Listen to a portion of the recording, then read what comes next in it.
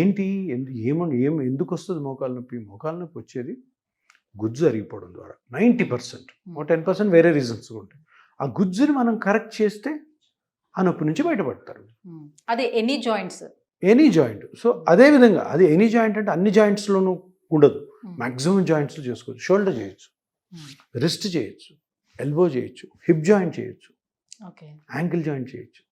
ఇక్కడ మనం గమనించాల్సింది ఏంటంటే చాలా జాయింట్స్కి ఆపరేషన్స్ లేవు. కొన్ని జాయింట్స్కి ఉన్నాయి, మంచి ఆపరేషన్స్ ఉన్నాయి, వాటి వల్ల బాగానే ఉంటుంది.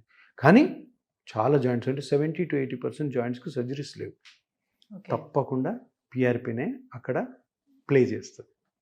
సో ఇప్పుడు మీరు ఇంకో మాట అన్నారు, ప్రచారం ఎక్కువ జరుగుతుందని. ప్రచారం కాదు, ఇది ప్రజల నమ్మకం. ఎందుకు ఇప్పుడు వరకు ఉన్న ట్రీట్మెంట్ మాడ్యూల్స్లో జనాల్లో స్లోగా కొంచెం నెగిటివిటీ స్టార్ట్ అవుతుంది. ఇవి ఆపరేషన్స్ అంటే జనరల్గా ఆపరేషన్ అంటే ఎవరికి ఇష్టం ఉండదు. సో అందరు కూడా ఎతికేది అంటే ఆపరేషన్ లేనివి ఏమైనా ఉన్నాయా, హోమియోపతికి పోదామా, ఆయుర్వేదిక్ పోదామా. అటువంటి వాళ్ళందరికీ కూడాను ఒక మంచి పరిష్కారం ఈ నొప్పులన్నిటికీ పిఆర్పి.